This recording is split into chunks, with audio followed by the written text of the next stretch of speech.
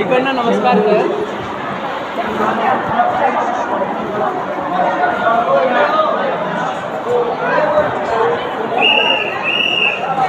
त्यांनी मी आता सांगितलं पेढा पाहिजे म्हणून मला कटिंग आज म्हणत दिली.